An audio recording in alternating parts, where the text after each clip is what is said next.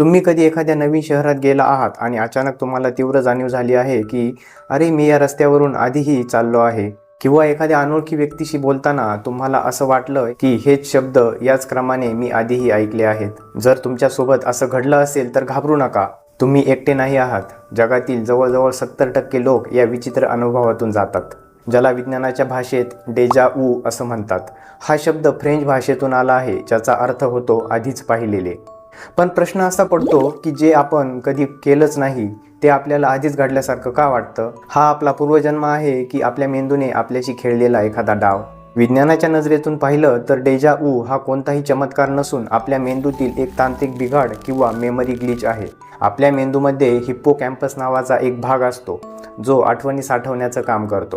सामान्यतः जेव्हा एखादी घटना आपल्या डोळ्यासमोर घडते तेव्हा मेंदू ती माहिती प्रथम शॉर्ट टर्म मेमरीमध्ये घेतो आणि नंतर गरजेनुसार ती लॉंग टर्म मेमरीमध्ये पाठवतो. मात्र कधीकधी थकव्यामुळे किंवा तणावामुळे मेंदूमध्ये शॉर्ट सर्किट होतं. एखादी नवीन माहिती चुकून लॉंग टर्म मेमरीमध्ये जाऊन आदळते. अशा वेळी आपल्या मेंदूला असा भ्रम होतो की ही घटना आत्ता नाही तर खूप वर्षांपूर्वी आपल्यासोबत घडून गेली आहे. सोप्या भाषेत सांगायचं तर हे एखाद्या व्हिडिओमधील बफरिंग किंवा लॅग सारखं आहे. पण काही शास्त्रज्ञ आणि विचारवंत याला केवळ मेंदूचा खेळ मानत नाही.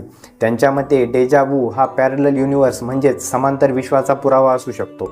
क्वांटम फिजिक्सनुसार एकाच वेळी अनेक विश्वे अस्तित्वात असू शकतात. अशी कल्पना करा की दुसऱ्या एखाद्या विश्वात तुमच्यासारखीच दिसणारी व्यक्ती हुबेहूब तुमचंच आयुष्य जगत आहे. काही दुर्मिळ क्षणी या दोन विश्वांच्या सीमा एकमेकांना स्पर्श करतात आणि तुम्हाला त्या दुसऱ्या विश्वातील तुमच्याच आयुष्याची एक छोटीशी झलक दिसते.